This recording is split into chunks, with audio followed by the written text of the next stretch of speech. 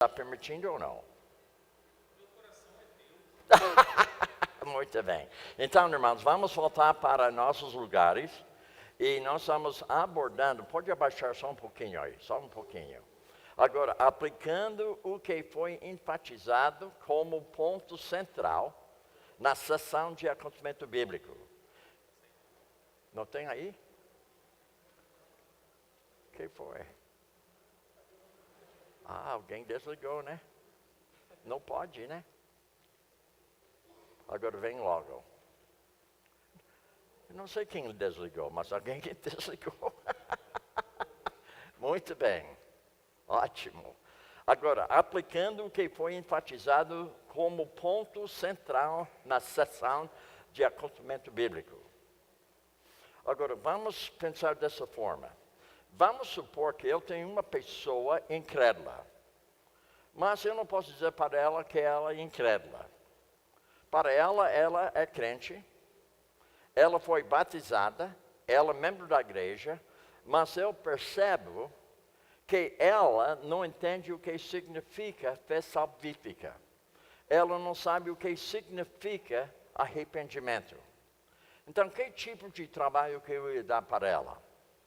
Primeira coisa que eu ia dar para ela é o seguinte, que ela precisa entender o plano de Deus para a vida dela. E para ela entender o plano de Deus para ela, eu preciso passar para ela um trecho bíblico. Então, durante a sessão, eu estou abordando um trecho bíblico voltado para arrependimento e confissão e fé. Agora, o que facilita, quando você tem aquele manual de autoconfrontação, na página 199, tem um bom estudo sobre arrependimento e confissão. E na página 376, tem bom estudo sobre o assunto da fé. Então, o que eu faço com ela? Eu dou para ela alguns trechos voltados para aquilo que está dentro do manual, naquela página, e ela vai, então, justamente fazer o quê? Leituras sobre aquilo que nós estamos tratando, e eu vou dar para ela justamente uma tarefa, o ponto que eu estou vendo na vida dela, mas sem ela perceber. Ela não percebe, mas eu estou percebendo. Para ela entende confissão. Mas se você perguntar a ela para ela explicar o que é confissão, ela vai dizer o seguinte: olha, eu não sei explicar, mas eu sei que é. E ela não sabe. Ou você fala arrependimento. O que significa arrependimento para você? Eu não sei explicar. Então, eu não sabe o significado da palavra. Então, eu vou procurar utilizar justamente material que vai facilitar, vai fazer com que eu possa abordar justamente aquele ponto central naquela sessão. Está comigo? Você não tem pressa. Agora, quando você tem pressa, você demonstra que você não tem interesse na pessoa. Ela tem que saber que para ela é a pessoa mais importante para você naquele momento. Se você demonstra para ela que você tem pressa, então você perde com ela, porque ela pensa, ela é simplesmente uma pessoa a mais.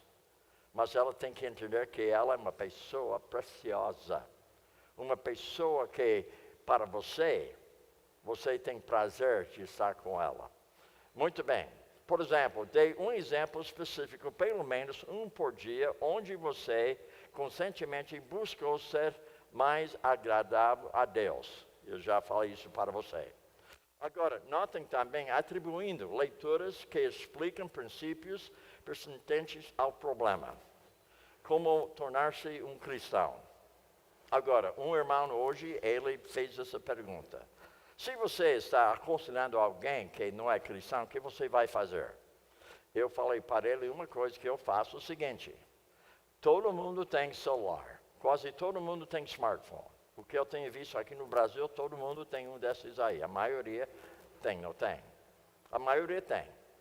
Agora, se a pessoa não tem Bíblia, eu falo para ela, você poderia deixar a pessoa, por gentileza, a baixar uma Bíblia de graça para você?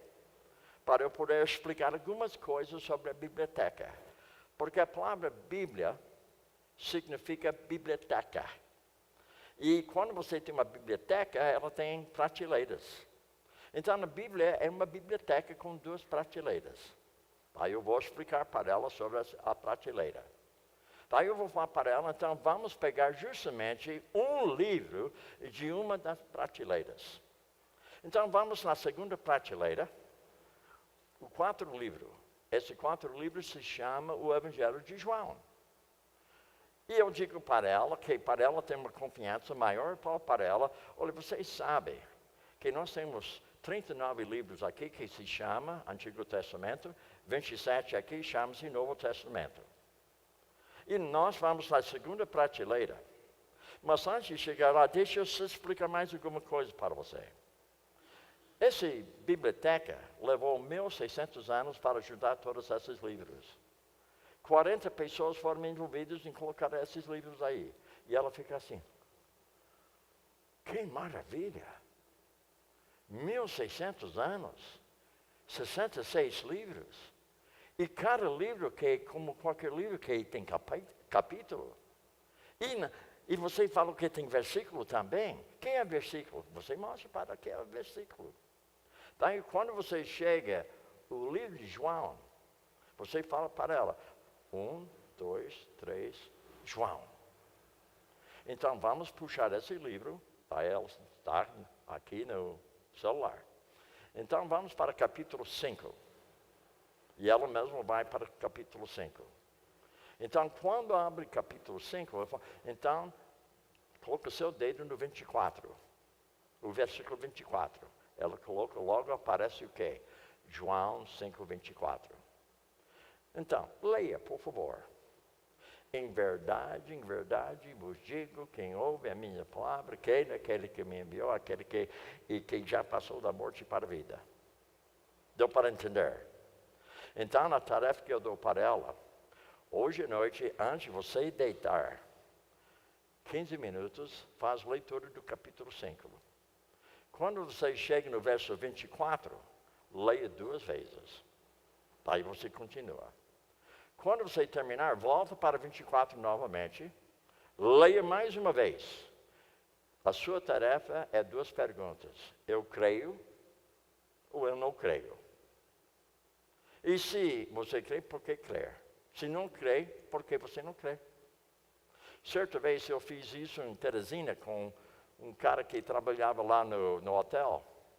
Isso foi na segunda-feira que eu dei a tarefa para ele. Sexta-feira eu conduzi ele para Cristo. Só daquele jeito.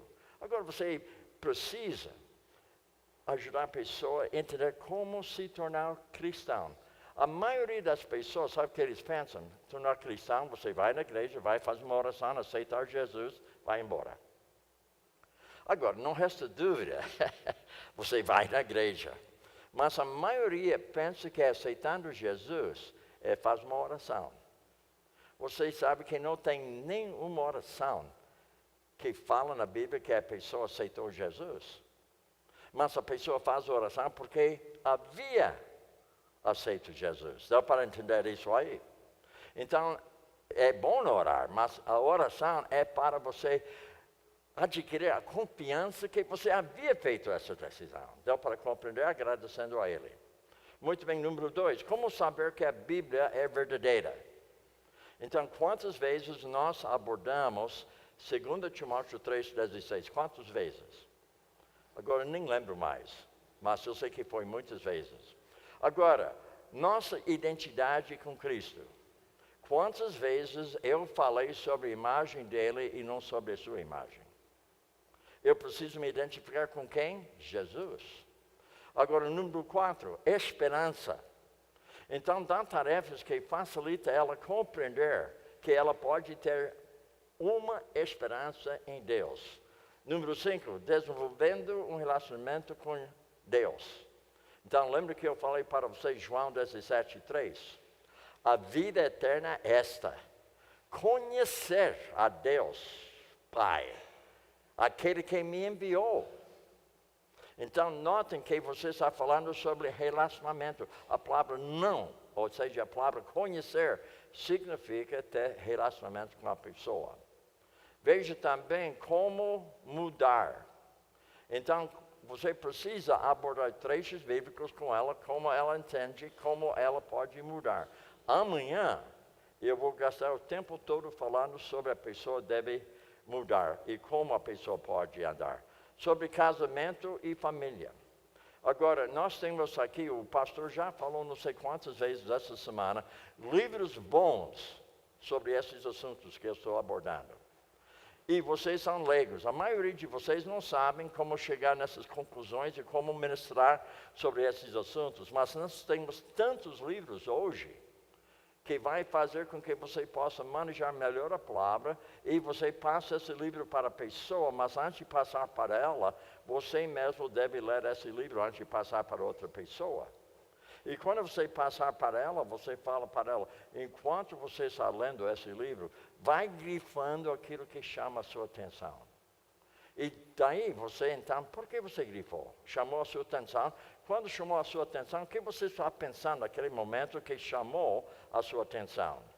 Agora, criando filhos e maridos, esposas, homens, mulheres, muita coisa que nós podemos abordar com ela. Problemas comuns no acontecimento bíblico. Todo mundo, eu diria, o pecado mais comum para o homem é isso, a ira. E também a ansiedade. A maioria dos aconselhados que eu tenho tido tem dois problemas chaves, ira e ansiedade. E essas duas coisas, às vezes, contribuem para a depressão. Agora também tem preocupação, e tem medo, tem depressão. Então, tudo isso aí mostra como nós podemos abordar assuntos, porque tem diversos livros voltados para esses assuntos que você pode adquirir.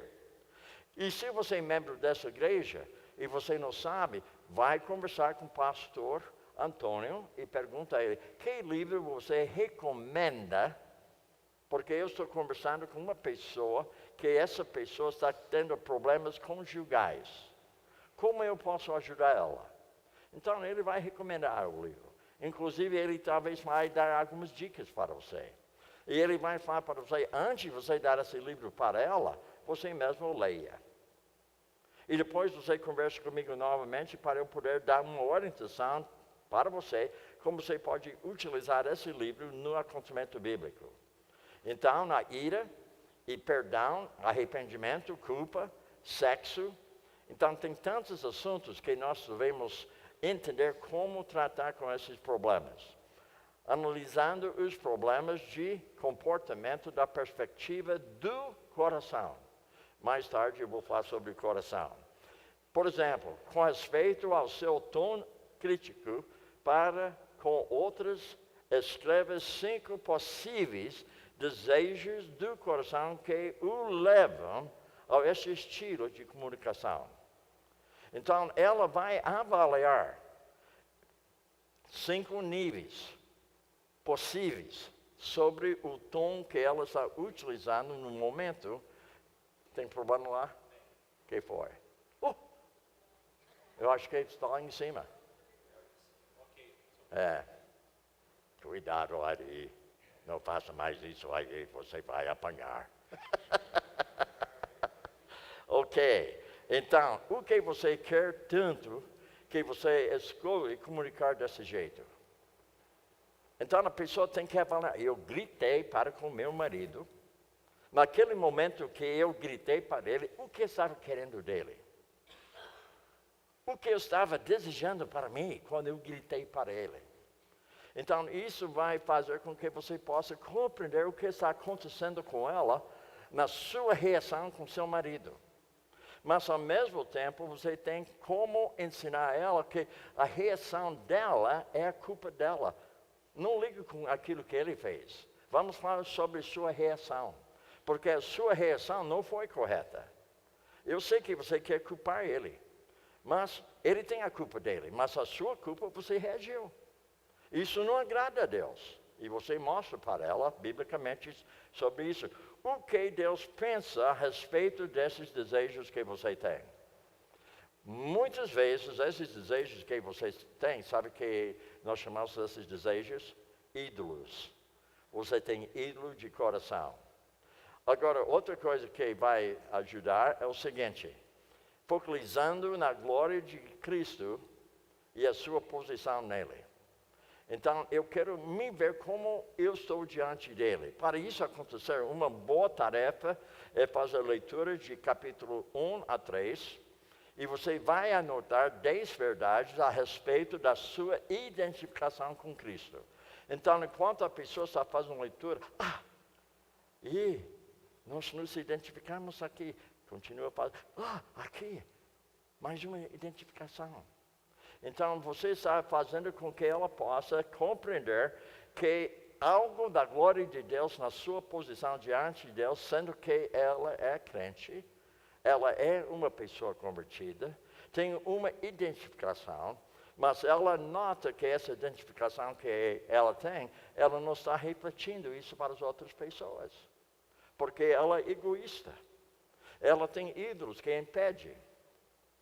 Notem também, atribuindo tarefas dessa forma. Quando se fala tarefas de frequência na igreja, já havia falado sobre isso aí. A pessoa precisa tomar anotações e da mensagem que foi pregada e como vai aplicar na sua própria vida. Isto é importante, porque a maioria fica sentado assim.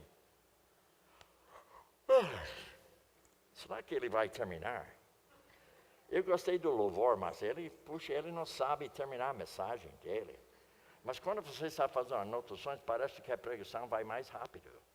Porque você está prestando atenção. Você não está olhando mais para o relógio. Agora, vamos abordar, cultive também a disciplina espiritual da oração. Então, vamos marcar um tempo para o aconselhado que ela deve fazer oração num lugar que não tem muita atividade, onde ela pode concentrar-se em conversar com Deus. E possivelmente ela nem sabe orar. Então você dá um modelo de oração para ela da Bíblia. Tem diversos exemplos na Bíblia, inclusive no livro de autoconfrontação, naquele manual, tem 3 páginas que falam como você deve orar. 3 páginas sobre esse assunto. Então, isso vai fazer com que você possa passar para ela uma tarefa, vendo como fulano de tal orou. Por exemplo, no livro de Salmos, tem muitas orações. Então, você pode mostrar para ela uma oração que Davi havia feito. E, possível, essa oração que ele fez, você precisa fazer. Agora, outra, seja específico e concentro em vez de geral e abstrato. Ou seja, vamos então colocar pedidos específicos. Cada vez que eu viajo, eu tenho mais ou menos 100 pessoas que sempre estão orando por mim quando estou viajando. Eu coloco 12 pedidos específicos. Um pedido que eu coloco para a pessoa é que o Bill seja sensível às pessoas ao seu redor. Por exemplo, um jovem chegou aqui durante o intervalo e eu estava mexendo aqui com o computador. Eu vi de lado que ele estava lá. Então eu fui sensível para ele, nós conversamos. Mas na verdade eu não queria conversar. Eu queria fazer o que ele estava fazendo aqui. Falei, deixa eu só colocar aqui, vamos conversar. Então ele percebeu que eu tinha interesse nele. Mas irmãos, eu digo, nem sempre eu tenho justamente esse desejo de conversar com todo mundo. Não, eu não tenho. Às vezes, você me convida para a sua casa, a pior coisa para mim é ser convidado para a sua casa, porque eu não quero fazer sala com você. Eu quero ir para o hotel. Mas sendo sensível, e às vezes você nem quer me convidar. Deu para entender, gente?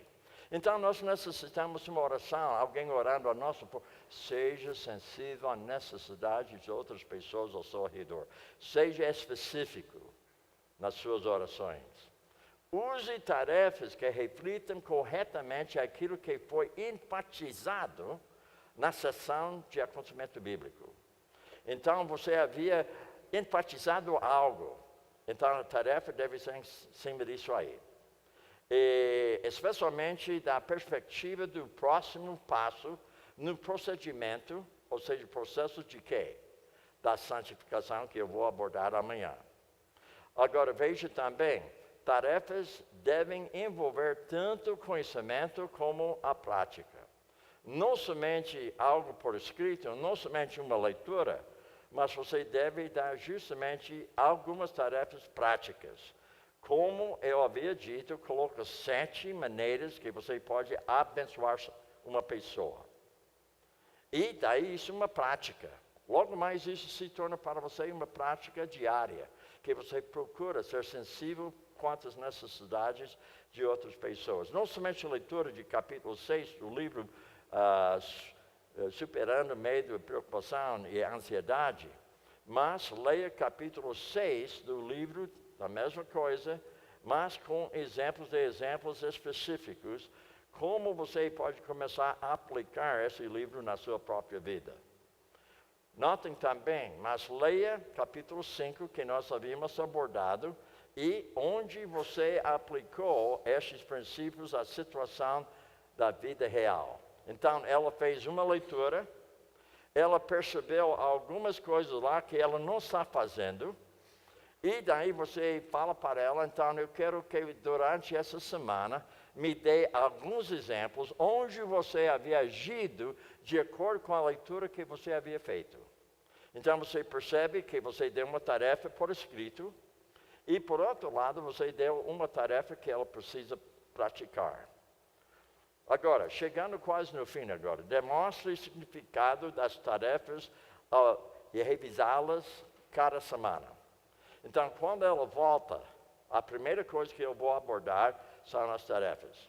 Mas antes de abordar as tarefas, eu vou fazer uma oração. Mas essa oração vai ser feita depois que ela me fala alguma coisa da semana que ela passou. Então, eu faço uma pergunta para ela. Como foi a semana? Se foi boa, por que foi boa? E se não foi tão boa, o que aconteceu que não foi boa a semana? Daí eu faço uma oração, daí nós vamos abordar as tarefas. Deu para compreender? Muito bem, peça para o aconselhado para começar a dar a si mesmo suas próprias tarefas. Então, logo mais ela está aconselhando a si mesmo. Porque agora ela percebe que agora isso seria uma boa tarefa para mim. Então, ela não precisa tanto a sua ajuda mais. Muito bem, agora eu vou mudar os slides.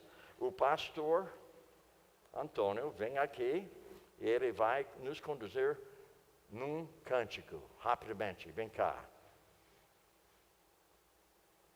E eu vou então mexer aqui um pouquinho, só uma estrofe, não 2. Ok, manda quem pode, obedece quem tem juízo. Vamos ficar em pé, irmãos. Vamos então no cântico nosso oficial, só a primeira estrofe, né?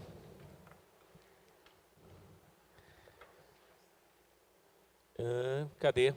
Pastor Bill, o senhor pode tirar aí a projeção do senhor? Sim, eu posso. Muito thank you. Faz-me um servo igual a ti, manso e humilde Senhor, sempre ajudar quem precisar.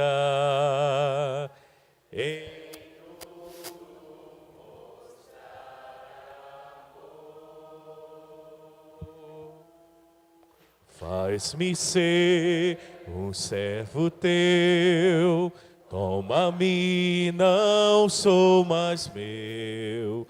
Faz-me ser um servo teu. Quero junto a ti ficar, para o teu amor jorrar. Faz-me ser um servo teu. Faz-me ser um servo teu. Podem sentar. Obrigado, viu? Foi bonito, não foi? Gostou? Muito bem. Só você que gostou? Só ele que falou sim, eu gostei. Gostaram ou não? Sim. Muito bem, ótimo. Agora nós vamos abordar o assunto muito importante, no sentido que a maioria fica no escuro quanto a esse assunto sobre o coração da pessoa. Lembra que eu havia falado que o psicólogo, ele trabalha mais no sentido de comportamento, de fora para dentro, em vez de dentro para fora. Deu para entender a diferença? Quando está trabalhando no nível do coração, você está trabalhando na parte interior do homem. Você está trabalhando na parte que não orgânica. Agora, a parte exterior, a parte orgânica. Então, nós como conselheiros bíblicos, como discipuladores, nosso alvo é o coração da pessoa. Então, presta bem atenção sobre aquilo que eu vou abordar nessa aula, que vai fazer com que você possa ter justamente um pensamento correto sobre o coração do homem. Agora, quando você fala do coração, nós estamos falando sobre a necessidade de entender nosso coração. Nós devemos entender o coração de tal maneira que nós estamos sabendo o que está acontecendo no nível do nosso coração. Ou seja, a Bíblia, ela tem o quê? Todas as respostas para qualquer coisa no nível do coração, no homem interior. Agora, a pergunta sempre para nós, realmente nós cremos nisso aí, que realmente a palavra de Deus resolve o problema do coração. Porque o comportamento do homem revela algo do coração. Então, quando se trata do coração, está tratando a parte interior do homem, e Deus tem resposta para qualquer coisa que está acontecendo no homem interior. Então, entendendo o coração, a primeira coisa que eu devo entender, quanto à minha parte de ser obediente a Deus, veja que o Provérbios 4:23 fala: acima de tudo, guarde o seu coração.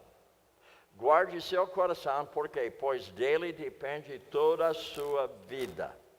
Agora, repara comigo, a palavra guarde é imperativo. Então a pergunta é, quando Deus fala guarde seu coração, você tem escolha? Não tem. Agora, pergunta para você hoje à noite, não para você responder para mim, nem para responder para seu vizinho. Responde para si. Deus já sabe a resposta. Eu não preciso saber, porque domingo eu estou indo embora. Agora, pergunto para você hoje à noite, hoje durante esse dia, intencionalmente você guardou seu coração? Houve um momento que eu não guardei meu coração hoje. Um momento. O que foi? Eu pedi que pastor Antônio marque para mim justamente o assento na minha viagem de volta para São Paulo. Eu mandei um WhatsApp para ele e logo em seguida veio, esqueci. Eu não guardei meu coração. Mas antes de responder, eu guardei. Porque eu queria reagir. Mas em vez de reagir, eu respondi. Deu para ver a diferença? Eu respondi, não reagi. E depois, ele foi para o dentista. E ele, lá no dentista, queria resolver meu problema. Eu pensei comigo, nunca vi alguém ir para o dentista para marcar assento com TAM. A primeira vez que eu estou vendo isso aí. Inclusive, eu pensei que ele estava lá no aeroporto, porque eu vi aquele barulho atrás dele, mas foi o dentista, mais alguém lá dentro, né? Mas eu pensei que ele estava lá. Ele fez tanta pergunta, e cada pergunta que ele fez eu não tinha resposta. E piorou, né? Então eu tinha que guardar meu coração.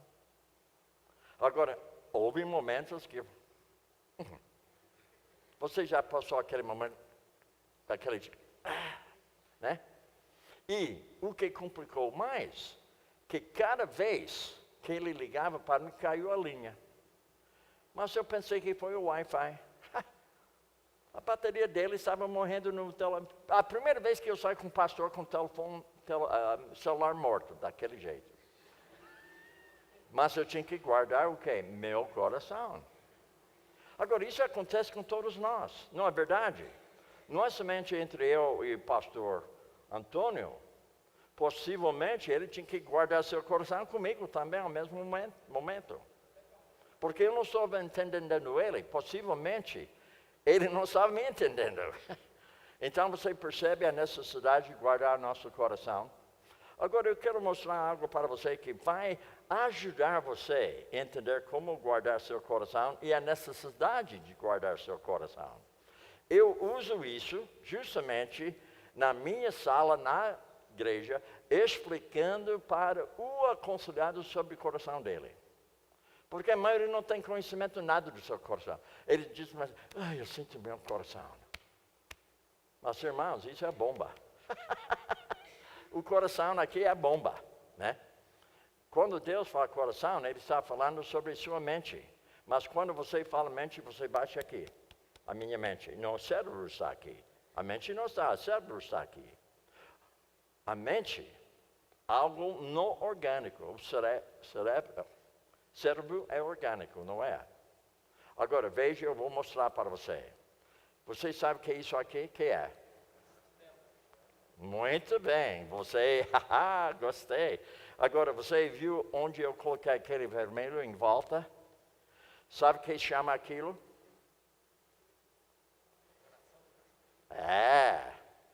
Na Inglaterra, eles têm essa parte, nos castelos deles lá, que se chama coração. Agora, eu acho interessante que quando o inimigo está atacando justamente o castelo, ele não pode ter vitória até ele chegar a controlar o coração do castelo. Até chegar lá, ele não tem vitória. Mesmo que ele passou pelas paredes lá, os muros e tudo, ele entrou lá, até ele chegar lá no coração do castelo, ele não venceu ainda. Ele não venceu a batalha. Então, nós temos que entender o seguinte: acima de tudo, guarde o seu coração, pois dele depende toda a sua vida. Então, esse castelo, todos os soldados fazem tudo para que o inimigo não chegue do coração lá. Porque tudo está sendo controlado lá naquela parte do castelo. Agora, com aquilo em mente, vamos entender algo sobre nosso coração. Entendendo o coração, nós temos que lidar biblicamente com o problema. Todo mundo tem problema no nível do coração. Não existe pessoa que não tem problema. Não existe. Cada um de nós nessa sala, hoje à noite, você podia até dizer para mim, você tem um problema. Alguns de vocês talvez tenham 3 ou 4. Eu já falei do meu problema. Eu faltei paciência com o pastor Antônio hoje. Foi culpa dele? Não, foi a minha culpa. Porque eu não estava guardando o meu coração. Irmão, estou sendo transparente para você. Facilmente você perde o quê? Controle. Porque o inimigo pegou seu coração. Então, ele está dominando o seu coração em vez de você dominar seu coração. Como aquele castelo lá. Agora, veja bem. Quando se trata de lidar biblicamente com o problema, tem 3 níveis. Tem um nível que se chama de coração. Tem um nível de ação, um nível de emoção. Agora, o que eu vou abordar hoje à noite é justamente o nível do coração. Agora, isso não significa que a ação não tem importância. Tem importância. Não significa que a emoção não tem importância. Tem importância.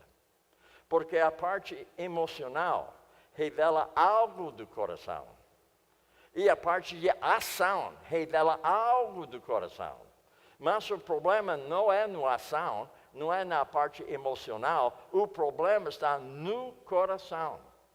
Por esse motivo, você já repara a diferença entre o psicólogo e o conselheiro bíblico. Nós não estamos falando mal dele. Nós estamos falando que a abordagem dele não é igual à abordagem da Bíblia. Então, eu penso comigo mesmo que a Bíblia funciona melhor do que a abordagem dele. Porque eu vou trabalhar utilizando a Bíblia no nível do coração da pessoa.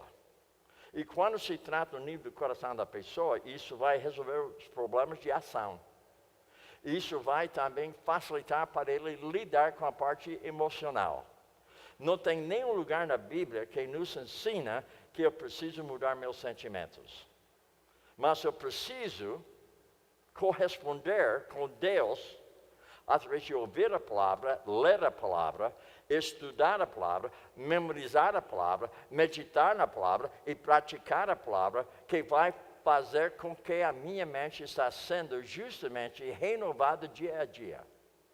E a mente minha sabe o que é meu coração. E meu coração sabe o que é a minha mente. E a minha mente e meu coração é um homem interior. Então, quando se fala homem interior, você está falando sobre a mente dele. Quando você fala sobre a mente do homem, você está falando sobre o seu coração. Quando você fala sobre o seu coração, você está falando sobre o homem interior. Então, nós, como conselheiros bíblicos, discipuladores, nós devemos focalizar no coração da pessoa, fazendo o quê? Uso da palavra. Por quê? Porque a palavra mais cortante que qualquer espada de 2 gumes. Penetra o coração da pessoa. Dá discernimento entre aquilo que agrada a Deus e aquilo que não agrada a Deus. Somente a Bíblia faz isso aí. Não tem outro livro que pode fazer isso. Por isso, eu sou conselheiro bíblico. Agora, veja bem. Agora, lado esquerdo, você está vendo o homem exterior. Agora, veja quando você fala sobre o homem interior, você está falando sobre aquela parte íntima dele, que não é orgânico. A parte não orgânica. Se você abrir o peito aqui, você vai ver a bomba. Essa bomba não é o coração. É o coração, sim, do corpo. Mas não é o coração da parte interior do homem. Agora, como eu sei disso aí? Veja bem. Quando se fala de coração no homem interior, está falando sobre a mente dele, está falando sobre o coração dele, e na verdade é o homem interior. Agora, como eu estou sabendo que é o homem interior? Porque Paulo, por sua vez, em 2 cartas, ele fala sobre o coração do homem, sobre a mente do homem, falando assim, o homem interior. Então, no homem interior, o coração dele, a mente dele é a mesma coisa. Agora, veja. Nós estamos falando sobre a alma. Agora, a alma do homem significa que ele tem vida. E ele não somente tem vida, mas veja mais que ele tem. Ele tem a parte moral, intelecto, desejos, vontade, paixões, sentimentos, consciência. Façamos o homem a nossa imagem conforme a nossa semelhança. Tudo que está anotado lá em cima, Deus tem a mesma coisa, não tem? Deus é moral, é moral. Ele tem intelecto, ele tem intelecto. Ele tem desejos, ele tem desejos. Ele tem vontade, ele tem vontade. Ele tem paixão, ele tem paixão. Ele tem sentimentos, ele tem sentimentos. Ele tem consciência, não. A única coisa que ele não tem consciência, porque ele não precisa de consciência. Mas você precisa. Agora, a minha gata, lembra que eu falo que eu limpo de vez em quando a caixinha? A minha gata, ela não tem vida moral. Não tem. Ela não sabe entre o bem e o mal. E também ela não tem intelecto. Ela não tem. Ela não pode fazer nenhuma decisão. Agora, ela vai agir de acordo com o quê? Instinto. Ela não tem desejos. Instinto. Ela não tem paixão. Ela não tem sentimentos. Ela não tem consciência. Então, quando você fala com o psicólogo, ele vai dizer para você que o homem é o animal superior. Mas quando se fala do homem, o homem foi criado à imagem de Deus, o homem tem justamente o quê? Alma, que significa que ele tem tudo isso aí. Agora, você vai ver também que o cachorro tem alma. A gata tem alma. Agora, nesse sentido, bom, quando se aplica uma boa hermenêutica, quando se fala alma do animal, quer dizer que tem vida. Não tem mais nada, só vida. Mas quando fala alma do homem, tem tudo isso aí. A minha gata não tem moral. Agora, veja bem o que eu estou dizendo aqui. Então, a alma velha do homem, que é ira, inveja, idolatria, inimizades, ciúmes, glutonarias e lascívia e impureza e porfias. Cada um de nós aqui nessa sala tem tudo isso em nossa vida da parte do homem velho. Concorda ou não concorda? Alguém aqui já faltou paciência? Sabe por quê? Porque você é pecador. Agora, isso fala da alma, velho homem. Agora, vamos falar do homem que é uma imagem dele e tudo isso aí. Agora, vamos falar sobre a imagem de Deus no homem. Um novo homem que ele tem: amor, alegria, paz, paciência, dignidade, bondade, fidelidade, mansidão, domínio próprio. Então, nós temos toda essa possibilidade. A minha gata não tem essa possibilidade. Não tem, a gata não converte. Jesus não morreu pela gata. Não, por que não? Porque o homem foi criado à imagem de Deus, o animal não. O animal não foi criado à imagem de Deus. Então, quando Adão e Eva pecaram, desfiguraram a imagem de Deus, porque eles foram criados à imagem de Deus. Mas quando o último Adão, Jesus, foi pendurado na cruz, ele recuperou a imagem de Deus na pessoa do homem, através de fé salvífica, confissão, arrependimento genuíno.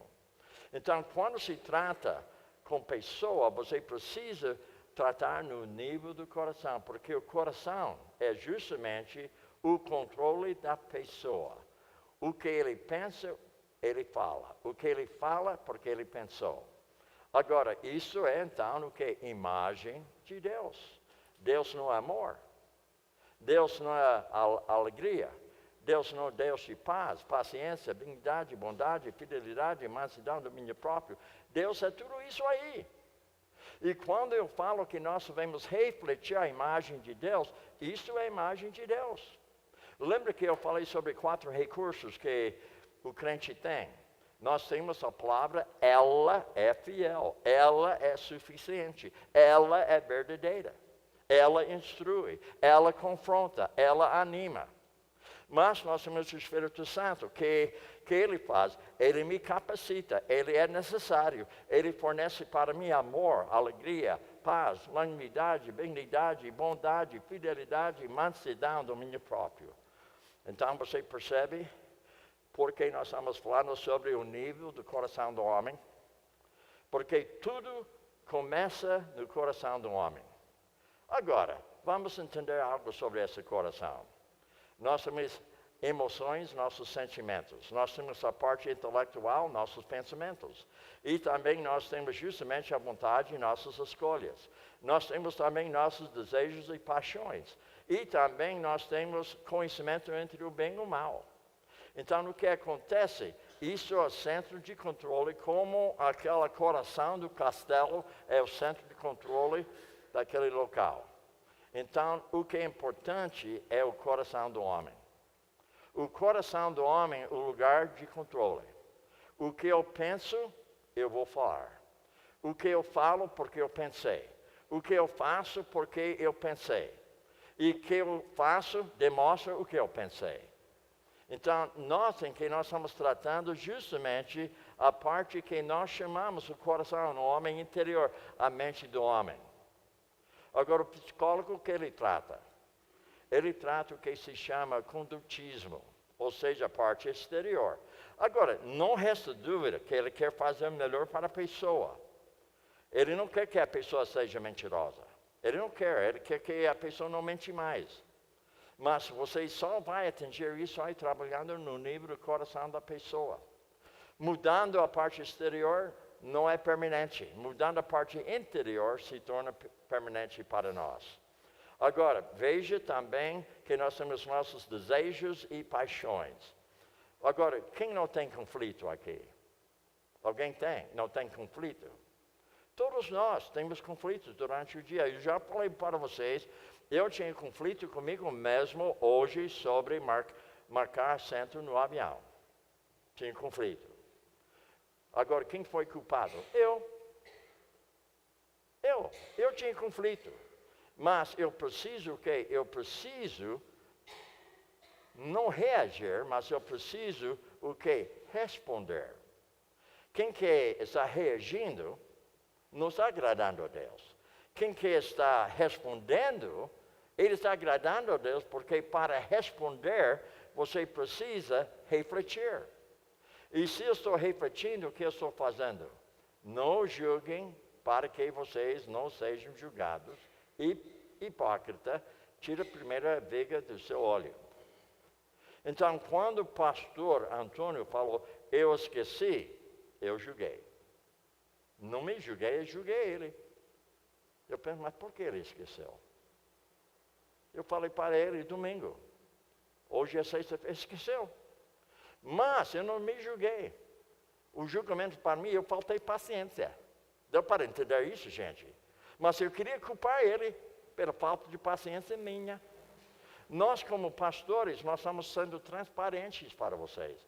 Nós temos as mesmas lutas que vocês têm. Nós temos os mesmos conflitos que vocês têm. Só que nós temos resposta. Porque nós entendemos que nós vemos o quê? Guarde o seu coração. Porque dela depende de quê? Meu comportamento. Agora eu preciso rever. Quando estava conversando com ele, comecei a rever as coisas. Agora comecei a ter todos os fatos. Logo eu pensei, bem, ele estava no dentista. Ele ligou para a secretária da igreja. Ela ligou para uma outra terceira pessoa. Essa pessoa ligou para Latam. Ela ligou para Latam no computador. Então, logo quando eu comecei a rever os fatos, a calma veio. Tem que refletir com a minha atitude. Não foi boa. Refletindo, a atitude não foi boa. Revendo, estava entendendo melhor o problema. O problema estava com quem? Eu. Agora, Latam tem seu problema. A secretária tem seu problema. Todo mundo tem seu problema. Mas eu queria julgar todo mundo, não eu. Deu para entender isso, gente? Eu estou sendo transparente para vocês. Será que eu sou a única pessoa que tem esse problema? Sou eu mesmo. Mas eu sou o principal pecador. Mas, ao mesmo tempo, sendo meu pecador principal, eu tenho resposta para meus problemas. E eu sei como utilizar essa resposta. Você tem seu problema, você tem resposta. A pergunta é, você sabe utilizar a resposta? Isso que é importante. Agora, veja bem, orgulho só gera discussões, mas a sabedoria está com os que tomam conselho. Então, se você é uma pessoa que não está manejando bem a sua vida, procure alguém sábio, como seu pastor.